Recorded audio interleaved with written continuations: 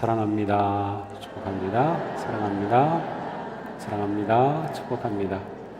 네, 정말 반갑습니다. 반갑습니다. 네, 가을이 아름답게 물들고 있습니다. 네, 단풍도 아주 아름답고요. 또 가을 꽃들이 또 아름다운 그런 계절입니다. 우리의 믿음도 아주 아름답게 물들고 있죠? 아니에요? 사랑으로 물들고 섬김으로 물들고 감사로 물들고 말이죠. 그렇게 복된 가을 되시기를 축복합니다. 네, 열성이가 정말 아름다워요. 여러분의 마음이 사랑으로 알록달록 물든 모습을 보는 것 같습니다. 성경을 읽다 보면 특별한 표현이 우리의 가슴을 탁 건드릴 때가 있습니다. 바로 오늘 말씀이 그 가운데 하나입니다. 여자여, 내 믿음이 크도다. 내 믿음이 크도다. 믿음이 크다.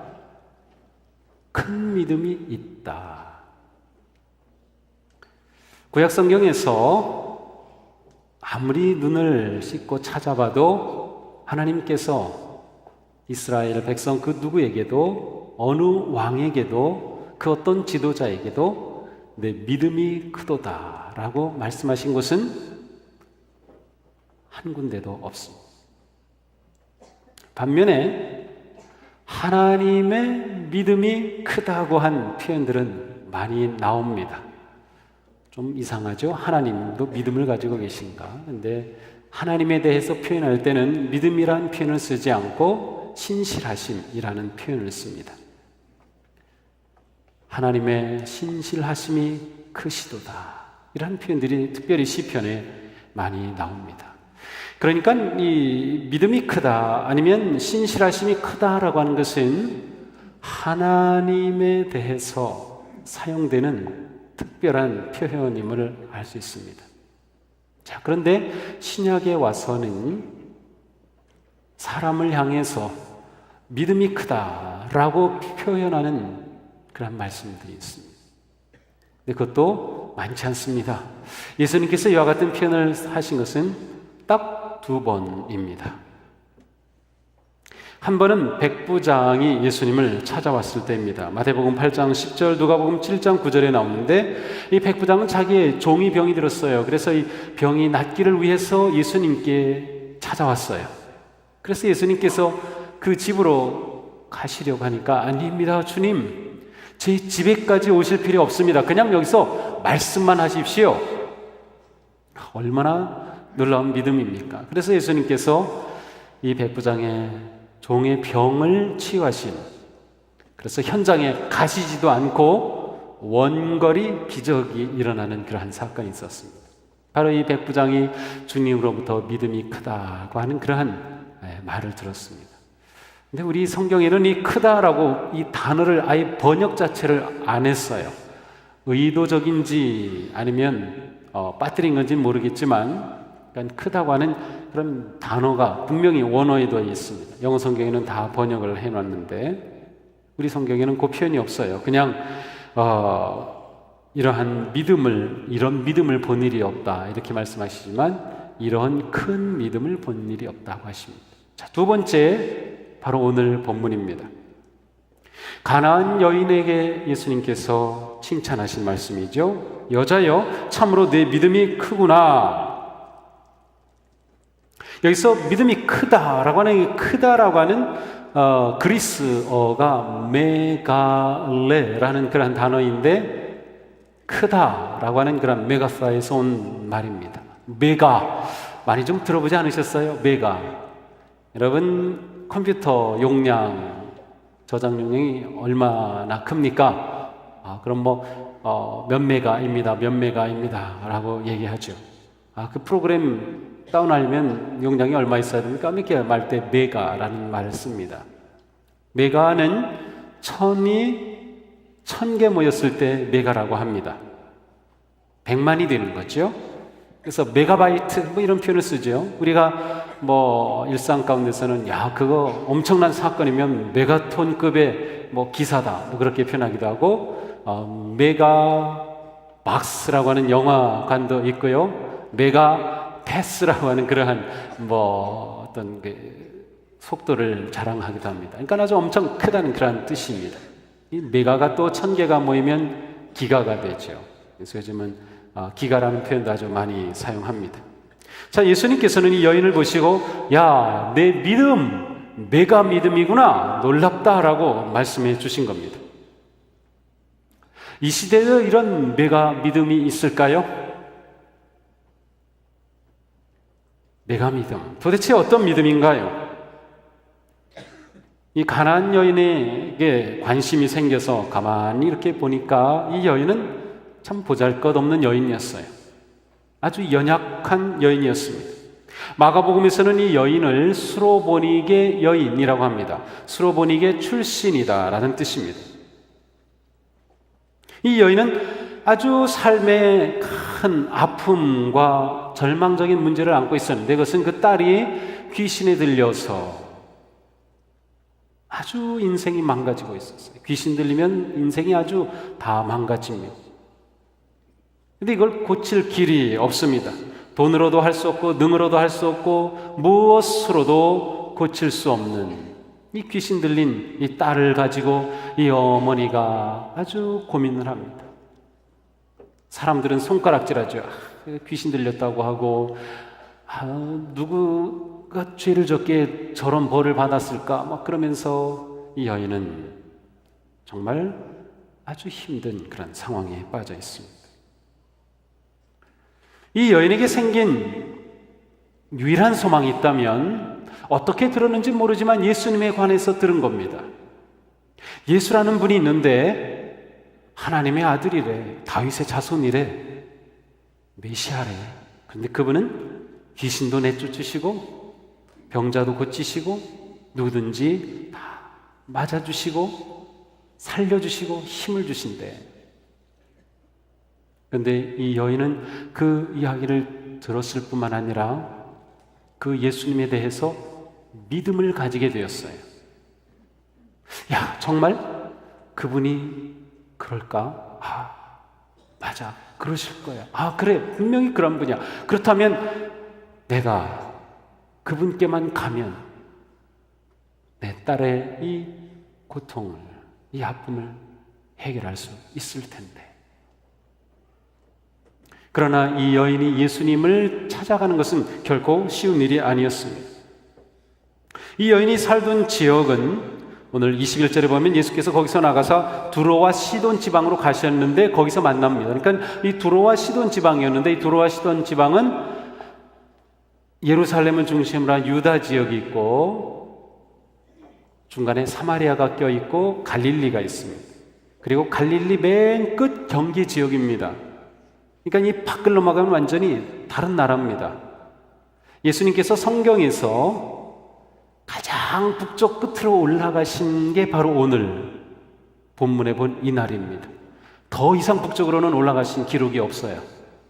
바로 수도 기돈 지방에 있던 그 맨 끝자리, 바로 그 자리는 예수님께서 맨 북쪽으로 올라가신 그러한 지방이었어요. 이 두로와 시돈 지방에 사는 이 여인은 마가복음에서 수로보니게 여인이라고 했는데, 수로보니게는 시리아 페니키아라고 하는 단어가 합쳐진 겁니다. 시리아와 페니키아, 배경을 가진, 글쎄요, 그 여인이 가지고 있었던 어떤 인종의 배경이었을까요? 아니면 그러한 지역으로부터 왔을까요? 어쨌든 이 여인은 분명히 출신이 다른 이방 여인이었고 또 아주 변두리 지역에 살던 그러한 여인이었습니다. 자, 그런데 예수님이 거기에 오신 겁니다. 예수님이 거기에 오셨어요. 자주 오시지 않은 곳, 정말 기대할 수 없는 일이 일어난 겁니다. 그러니 이 여인은 예수님을 만나러 올 수밖에 없지요. 예수님 오신다는 소식을 듣고 얼마나 흥분이 되고 기다리면서 이 주님이 오시기를 고대했을까요? 예수님께서 정말 그곳에 오십니다. 멀리서 예수님을 보니 이 여인은 큰 소리를 치며 예수님께 나아갑니다. 다윗의 자손이신 주님, 나를 불쌍히 여겨주십시오. 내 딸이 귀신 들려 괴로워하고 있습니다. 나를 불쌍히 여겨주십시오. 제 딸이 귀신 들려 고통당합니다. 문법적으로는 계속해서 말을 했다고 하는 것입니다. 한 번 소리친 것이 아니라 계속해서 이렇게 소리치면서 예수님께 오는 겁니다. 다윗의 자손 예수여, 제 딸이 귀신 들렸는데 고통당합니다. 고쳐주세요 라면서 예수님께 다가옵니다.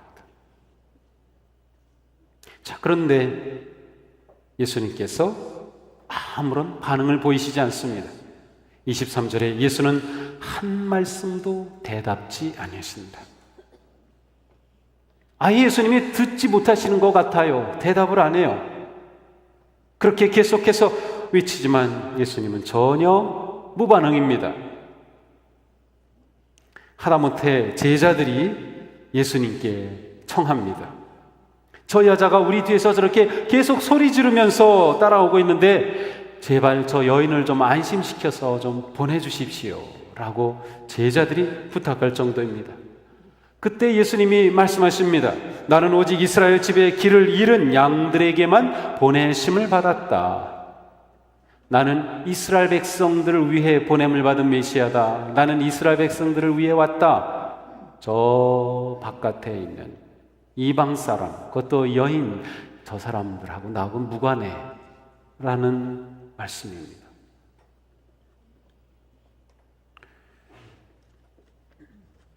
전혀 뜻밖이죠. 근데 바로 이 순간부터 이 여인의 메가 믿음이 나타나기 시작합니다.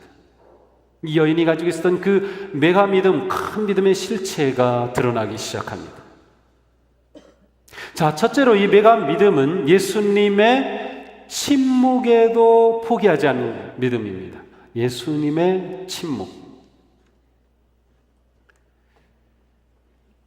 마지막 소망이었던 예수님을 향해 달려온 이 여인은 소문 듣던 대로 예수님께서 금방 반응하시고, 그래 내가 무슨 일로 왔느냐, 내 딸이 도대체 무슨 일로 그렇게 되느냐, 예수님께서 한 말씀 해주시고 놀라운 기적의 치유의 역사가 일어날 것을 기대하며 왔지만 전혀 뜻밖의 반응을 받은 것이죠. 예수님이 침묵하시는 것. 그런데 이 여인은 예수님의 침묵에도 포기하지 않습니다. 멈추지 않습니다. 자, 우리 신앙생활에서 가장 힘든 것 가운데 하나가 주님의 침묵입니다. 주님의 침묵. 주님의 침묵을 경험하신 분들 있죠. 지금 주님의 침묵 가운데 있는 그런 힘든 분들도 있죠. 주님의 침묵은 우리의 믿음을 테스트하는 아주 좁은 길과 같습니다. 아브라함, 하나님께서 놀라운 약속을 주시죠. 내게서 아들이 나올 것이다. 내게서 아들이 나올 것이다. 그런데 그 말씀을 들은 후에 아브라함은 침묵하시는 하나님을 경험합니다. 언제 아들이 생기죠? 1년, 2년, 3년, 5년, 10년? 하나님은 침묵하셔요. 아브라함은 그때 꼴딱 넘어가가지고 그만 자기 방식으로 아들을 얻었어요. 이스마엘이라고 하는 아들을 얻었죠. 이게 참 문제거리가 되죠. 그런데 하나님은 신실하셔서 그 후에 그 약속을 이루어 주셔요. 요셉, 하나님께서 꿈을 보여주시죠. 야, 정말 놀라운 꿈입니다. 그런데 그 꿈을 꾸던 요셉은 웬일입니까? 형들에게 미움을 받고 팔려갑니다. 또 그곳에서 정착하는가 했더니 모함을 받아서 감옥에 던져집니다. 그곳에서 나가는가 했더니 2년 넘게 잊혀진 존재가 됩니다. 하나님, 제가 꿈을 꾸게 하시더니 침묵만 하고 계셔요? 제가 여기 온 지 벌써 3년입니다. 5년입니다. 하나님, 침묵하시는 하나님. 욥은 어떤가요? 욥은 하나님이 인정하신 의로운 사람이었는데 그는 말할 수 없는 고통을 당합니다. 하나님께 울부짖습니다. 하나님, 제 귀에 무슨 잘못이 있나요? 좀 가르쳐 주기라도 하세요. 하나님은 계속 침묵하십니다. 그동안 욥의 세 친구들이 와서 욥과 논쟁을 벌이고 욥을 비난하고 너가 죄를 지지 않았으면 이런 일을 당할 리 없다고 그러면서 욥은 말할 수 없는 고통 가운데 하나님의 침묵의 시간을 보냅니다.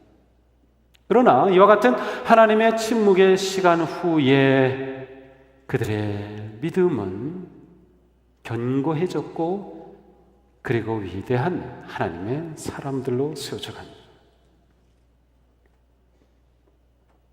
우리가 하나님의 침묵을 만날 때 사실은 그때가 아주 중요한 때입니다. 아주 중요한 때. 40일 작정 기도를 하고 열심히 기도를 했는데 하나님이 응답을 안 해주시는, 내가 이 문제를 붙잡고 믿음으로 살아온 지가 벌써 10년인데 하나님께서는 여전히 침묵하고 계십니다. 그때 우리 믿음은 흔들리기 시작합니다. 하나님의 침묵의 때는 우리에게 너무도 어렵습니다. 그러나 메가 믿음은 이 침묵의 때를 통과하는 믿음입니다. 침묵에도 불구하고 포기하지 않고 계속해서 주님께로 나오는 것입니다. 계속해서 주님을 바라보는 것입니다. 계속해서 주님을 향해 소리를 지르는 것입니다. 이 가나안 여인은 누가 어떻게 생각하든 예수님이 침묵하든 귀찮게 여기든 그는 계속해서 예수님을 향해 다가왔습니다. 주님의 침묵의 시간은 우리에게 힘들지만 그 시간은 우리에게 매우 중요하다. 그 시간이 우리의 믿음을 지금 다지고 있기 때문에 그렇습니다. 예수님은 이 침묵 속에서 이 여인의 상황을 보십니다. 이 여인의 상태를 파악하십니다. 또한 이 여인의 믿음을 보십니다. 이 여인의 울부짖음에 함께 참여하십니다. 이 여인이 계속해서 예수님께 이렇게 울부짖고 나올 때 예수님께서는 그걸 들으시면서 즐기셨을까요? 예수님 그것을 들으시면서 어디까지 가나 보자 뭐 그러셨을까요? 침묵하시는 그때 예수님은 이 여인의 아픔을 함께 경험하시는 겁니다. 긍휼히 여기시는 마음으로 이 여인의 아픔을 주님은 함께 사실은 겪고 계시는 거예요. 주님이 침묵하신다고 느낄 때 사실은 주님은 나에게 가까이 계시며 내 아픔을 함께 하고 계시다.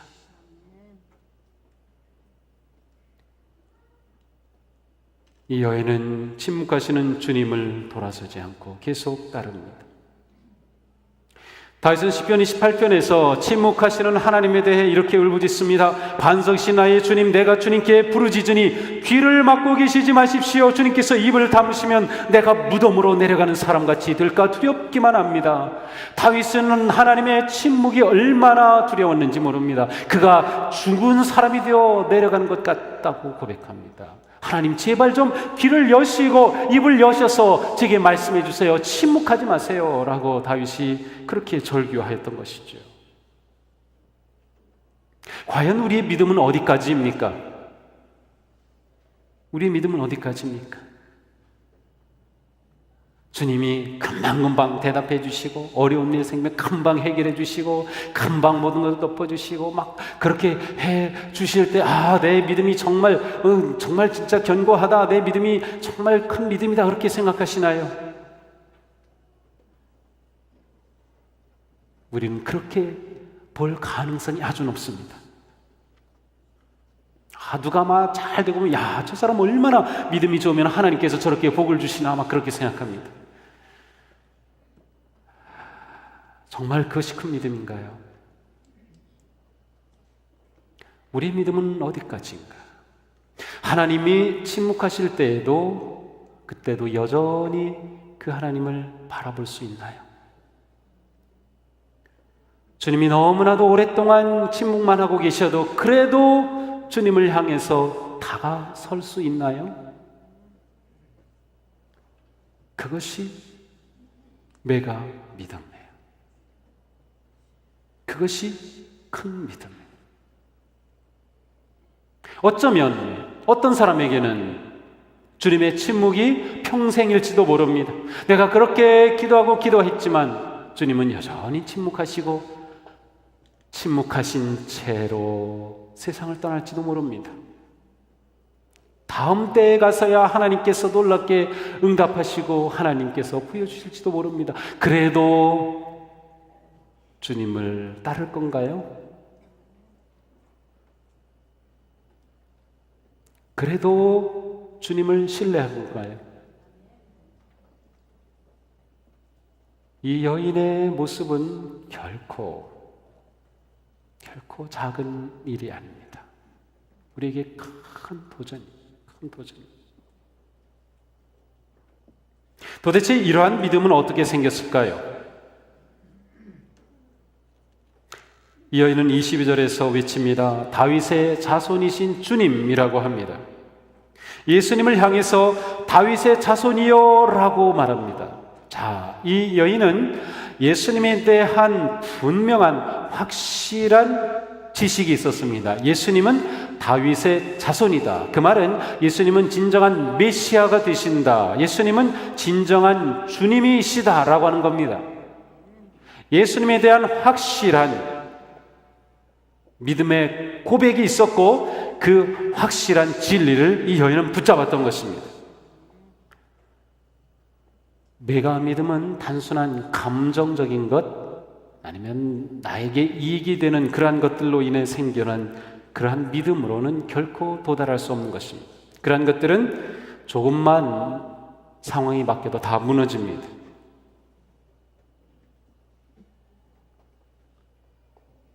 불이 깊은 남간 바람에 아니 밀새 곧 띄었고 여름 하나니.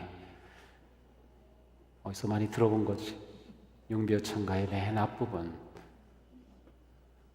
뿌리 깊은 나무, 바람에 흔들리지 않고 꽃이 피고 열매가 많이 맺는다. 바로 뿌리 깊은 믿음입니다. 이 뿌리 깊은 믿음은 예수님이 어떠한 분이신가에 대한 진리에 대한 확신과 그 확신이 깊이 뿌리 내릴 때 가능한 것입니다. 예수님이 내게 어떠한 분이신가 라고 하는 분명한 진리 없이는 이러한 믿음이 불가능합니다. 그냥 내가 들어서 그냥 귀에 익숙해서 아는 예수님이 아니라 정말로 내가 만난 그리고 내가 깨달은 그런 예수님이 내 삶의 진정한 진리이시다, 생명이시다, 소망이시다, 부활의 주가 되신다, 내 인생의 진정한 주인이시다라고 하는 그러한 분명한 깨달음과 그 진리 안에 거할 때 거기서부터 깊은 믿음이 생겨납니다. 이 깊은 믿음이 딱 세워지면 어떤 상황에서도 흔들리지 않은 겁니다. 주님의 침묵도 이 믿음을 흔들 수 없는 겁니다. 주님의 침묵에 침묵하지 않는 것입니다. 주님의 침묵에 오히려 더 주님을 향해 다가서는 그러한 믿음이 되는 것이죠. 예수님에 대한 우리의 믿음의 확신, 그렇게 중요한 것입니다. 어떤 목사님이 새가족 신방을 갔는데 가서 보니까 예수님의 성화가 걸려있는데 그 밑에 또 부처님의 이 상이 있더라는 거예요. 참 묘하다. 예수님 성화도 있고 부처님 상도 있고 참. 근데 예배를 드리면서 기도를 하면 우리는 기도 어떻게 끝냅니까? 아멘 이렇게 하면서 기도를 마치잖아요. 그런데 이분은 기도하고 끝나니까 아멘 관세음보살. 이상한데? 아니 아멘이면 아멘이지 왜 끝에 또南無阿弥陀佛 관세음보살 왜 그걸 할까? 참 이상하다. 그래서 물어봤어요. 아니 지금 기도하고 나서 아멘 하고 또 뭐라고 하셨죠? 네,南無阿弥陀佛 관세음보살 했습니다. 왜 그러셨습니까? 혹시 예수님이 내 기도를 들어주시지 않으면 부처님이 혹시 들어주실까 해서 그렇게 했다는 거예요. 예수님에 대한 자신이 없었어요. 그래서 혹시 예수님이 안 들어주시면 부처님이라도 들어주실까 봐 그랬다는 거예요. 참 그 마음은 하여튼 간절함은 기특합니다만 우리는 혹시나 해서 예수님 믿는 거 아닙니다. 혹시 예수님이 나를 도와주실까 해서 믿어요? 혹시 예수님이 복 주실까 해서 믿어요? 아니에요. 우리의 믿음은 결코 혹시나가 아닙니다. 우리의 믿음은 혹시가 아니라 확실입니다. 확실한 겁니다. 거기에 뭘 붙일 필요가 없어요. 내 기도를 주님이 확실히 들으신다. 주님은 확실히 내 인생의 주가 되신다. 주님은 확실히 내 인생을 진리로 인도하신다. 주님은 확실히 내 생명이시다. 주님은 확실히 내 문제의 답이 되신다 라고 하는 그런 확신 가운데 우리가 구하는 겁니다. 이 확신이 우리로 하여금 깊은 신앙을 갖게 하는 겁니다. 이 신앙은 그것도 흔들지 못하는 겁니다. 이 가나안 여인의 믿음은 그렇게 깊은 뿌리를 가지고 있는 믿음이었습니다. 예수님은 여러분에게 어떤 분이실까요? 분명하셔야 합니다. 예수님은 내게 누구인가? 표현은 다를 수 있지만 분명해야 합니다. 예수님은 내게 누구신가? 그게 분명하면 그 진리를 꽉 잡고 그 위에 견고한 믿음을 가지는 것입니다. 그리고 그 믿음을 가지고 주님을 따르는 것입니다. 상황이 문제입니까? 아닙니다. 우리가 견고하게 진리에 선 믿음을 가진다면 우리는 상황을 넉넉히 넘어설 수 있는 것입니다. 여러분에게 이와 같은 믿음, 견고한 믿음, 깊은 믿음이 생겨나기를 축복합니다. 믿음은 우리가 결단하는 것이기도 하지만 또한 하나님이 주시는 은혜이기도 합니다. 우리가 뭐가 잘났다고 해서 그런 믿음을 갖게 된 거예요? 주님이 주신 은혜죠. 그러므로 우리가 마음으로 결심할 뿐만 아니라 주님 저에게 이와 같은 깊은 믿음 주옵소서, 그런 간절함이 있어야 되는 거죠. 드디어 예수님이 침묵을 깨십니다. 예수님께서 뭐라고 말씀하셔요? 나는 오직 이스라엘 집에 길을 잃은 양들에게 보내심을 받았을 따릅니다. 정말 실망스럽습니다. 그렇게 침묵하던 주님이 입을 여셨으면 도대체 어떤 연인가 돌아보시면서 그래 내 소원이 무엇이냐 하시던지, 그런데 내게 예수님은 전혀 다른 말씀을 하셔요. 나는 오직 이스라엘 집에 잃어버린 양을 위해서 왔을 뿐이다. 너 같은 이방 여인, 이방 사람, 너는 나하고 상관없어. 나는 이스라엘 사람들을 위해 온 이스라엘의 메시아다, 이스라엘의 구세주다 라고 말씀하시는 겁니다. 딱 예수님께서 손을 그어놓으셨습니다. 이 순간 이 여인은 뭐랄까 말할 수 없는 갈등에 사로잡혔을지도 모릅니다. 아니, 이 사람 예수 맞아? 내가 믿던 그 예수 이분 맞아? 이분이 정말로 고쳐주시고 맞아주시고 용서하시고 세워주시고 치유하신 그분 맞아? 전혀 생각했던 예수님의 모습이 아닌 거죠. 그러나 이처럼 냉정한 거절과 시험을 받으면서도 이 여인은 결코 물러서지 않습니다.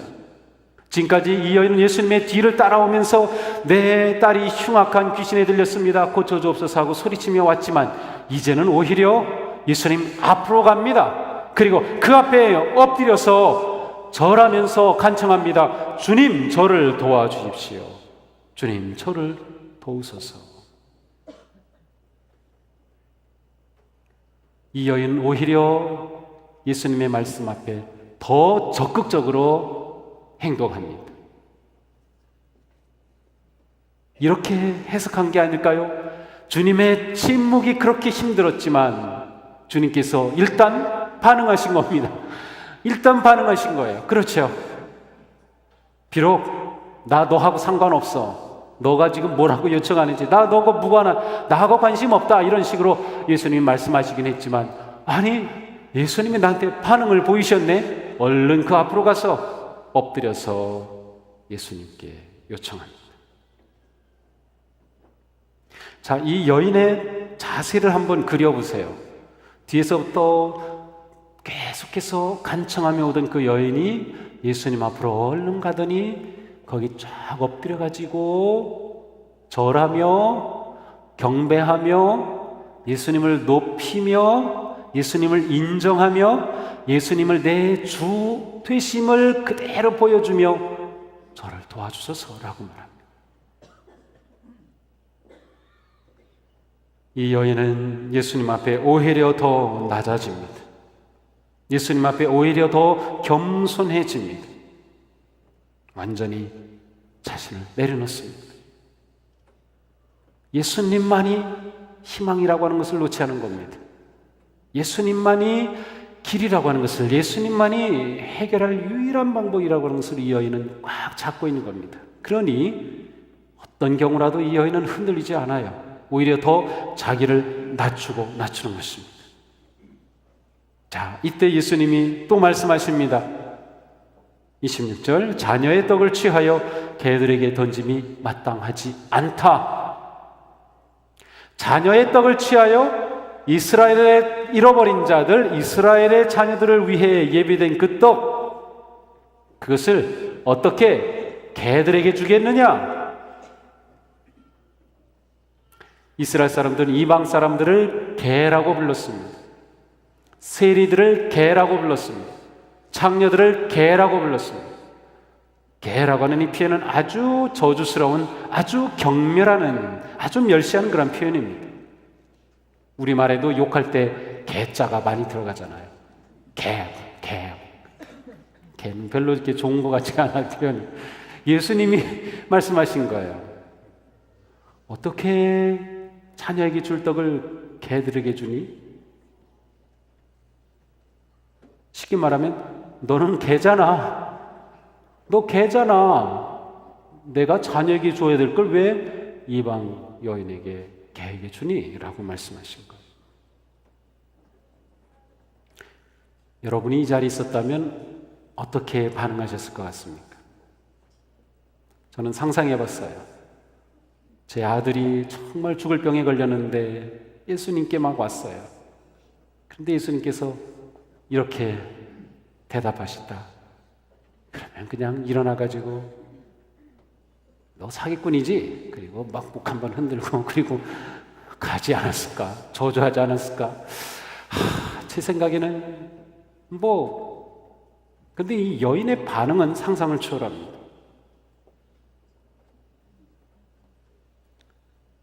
뭐라고 대답합니까? 주님, 그렇습니다. 그러나 개들도 주인의 상에서 떨어지는 부스러기는 얻어먹습니다. 주님, 맞아요. 저 개입니다. 저 개 같은 여자입니다. 저 개 같은 이방 여자입니다. 맞아요. 주님, 맞습니다. 그렇지만 개들도 주인의 상에서 떨어지는 부스러기 먹지 않나요? 저에게 그 부스러기 은혜 주세요. 주님이 주시는 은혜라면 부스러기만으로도 제게 충분해요. 주님, 그거라도 저는 행복합니다.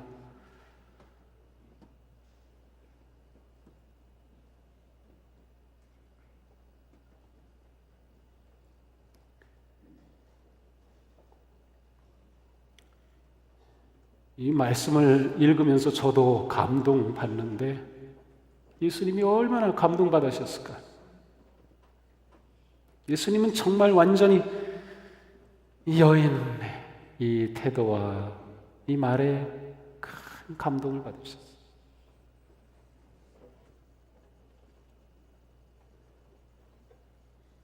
여자여, 참으로 내 믿음이 크도다.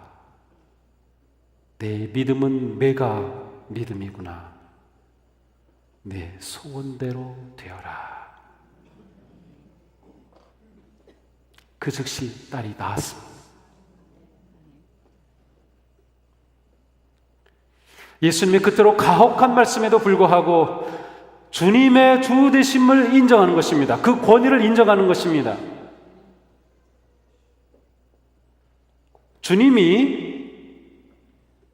주님이시기 때문에 나에게 개라고 하면 개인 겁니다.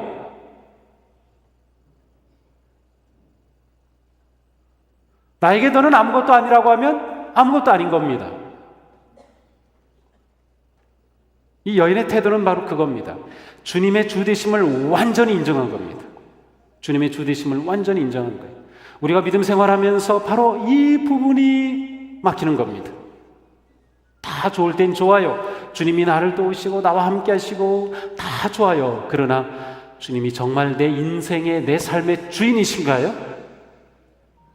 그래서 그 주님의 결정에는 내가 무조건 다 받아들이나요? 설령 주님이 나에게 복을 주시지 않는다고 해도, 그래서 내게 침묵하신다고 해도, 내게 대꾸가 없으시다고 해도, 내게 좋은 말씀 안 해주신다고 해도 내가 그분이 주님이라고 인정하는 한 그분의 모든 것은 내가 아멘으로 받아들일 뿐입니다. 그게 주인과 노예의 관계입니다. 신약 성경에서 우리가 주님의 자녀다, 종이다, 노예다는 표현들이 나옵니다. 세례받은 자는 다 주님의 노예입니다. 우리는 이 노예의 개념을 이 시대에는 아주 싫어합니다. 순종, 복종하라 아주 싫어합니다. 그렇지만 그것은 결코 싫어해서 될 일이 아니에요. 무시할 수 있는 게 아니에요. 이 여인은 예수님을 자기 인생의 주님으로 완전히 인정하고 모셨던 겁니다. 여기에서 역사는 일어나는 것입니다.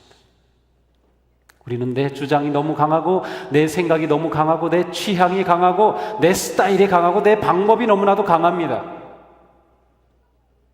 그래서 다른 사람이 조금만 내 자존심만 건드려도, 나하고 조금만 다르게 뭐라고 해도, 조금만 내가 무시당한 것만 같아도 우리는 그냥 확 일어나잖아요. 저는 그런데 여러분 안 그런 것 같아요. 보니까 저는 그래요. 막 확 일어나요. 무시당한 것 같으면 확 막 일어나요. 그래가지고 막 속이 막 타합니다. 그리고 내 권리를 주장해야 되고 내 의견을 관철시켜야 되고 내 뜻을 나타내야 되는 것. 내 주님과 우리와의 관계에서는 그게 아니에요. 주님을 진정으로 내 삶의 주인으로 인정하고 모시는 사람, 그때에 그 사람은 완전히 주님의 것이고 그때에 주님이 이 사람을 완전히 책임지시는 겁니다. 주님께 다 맡겼기 때문에 주님께서 이 사람을 살리고 죽이고 다 하시는 겁니다. 주님께서 이 사람의 모든 인생을, 이 사람의 모든 간구함을, 이 사람의 모든 요청을, 필요함을 주님께서 다스리시고 인도하시고 끌고 나가는 겁니다. 이렇게 살아가는 것이 우리의 믿음의 삶입니다. 이것이 메가 믿음의 삶인 것이죠. 우리가 이러한 믿음을 가져야 하는데 참 아직도 멀었습니다. 제가 저를 보면 너무나도 멀었어요. 주님 앞에 정말 부끄러워. 가나안 여인, 참, 이 여인 앞에 제가 너무 부끄러운 거예요. 믿음 없이 목회하는 것 같고 믿음 없이 뭘 하는 것 같아요. 정말. 우리가 살아가면서 필요한 것은 오직 주님 그분뿐. 그러면 만사가 형통인 것입니다. 오늘 이 시간 주님을 여러분의 인생의 주인으로 확실하게 모시고 확실하게 인정하고 그리고 그분의 인도하심 따라 살기로, 그분의 주장하심 따라 살기로, 그분이 주시면 받고 안 주시면 안 받고, 그런데 우리의 주님은 선하신 주님. 그래서 완전히 주님께 맡기면 그 인생은 대박 터지는 거예요. 그 주님이 꽉 잡아주시기 때문에, 그 주님이 함께 하시기 때문에, 그 주님이 동행해 주시기 때문에 이 시간 우리의 믿음이 다시 한번 큰 믿음을 향해서 이렇게 점프하고 올라가는, 그리고 주님 제 믿음이 이렇게 크기 원합니다. 제 믿음이 이렇게 깊어지기 원합니다. 제 믿음이 이렇게 크게 되어 주님의 모든 것을, 제가 모든 것을 믿음으로 받아들이고 주님과 함께 가기 원합니다. 제 자녀도 주님께 맡기고, 제 건강도 주님께 맡기고, 제 사업도 주님께 맡기고, 제 문제도, 제 모든 것 다 주님께 맡기고, 제가 정말 주님의 인도하심만을 그렇게 따라가는 삶, 정말 예수님이 주님이신 그 삶을 한번 제대로 살아보겠습니다. 그런 결단과 마음으로 주님의 제자로 새롭게 거듭나는 우리 모두가 되기를 주님의 이름으로 축복합니다. 기도합시다.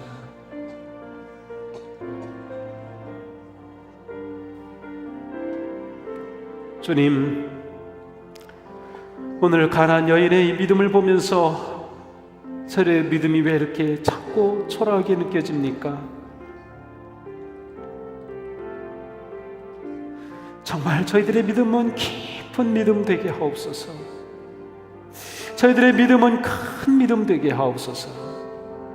예수님을 믿는다고 하면서도 정말로 예수님께 내 모든 것을 다 내려놓지 못하고 맡기지 못하고 드리지 못했던 저희들의 삶을 벗어나서 이제는 예수님이 내 인생의 주인 되신 삶, 오직 주님께만 맡기는 삶, 오직 주님께 순종하며 주님을 따르는 삶, 이 가나안 여인처럼 끝까지 주님을 신뢰하고 끝까지 주님을 의지하고 끝까지 주님을 높이고, 그래서 주님께서 내 소원 이루어질지어다 주시는 그 놀라운 은혜의 음성을 듣는 우리 모두가 되게 하여 주시옵소서. 예수님 이름으로 기도합니다. 아멘.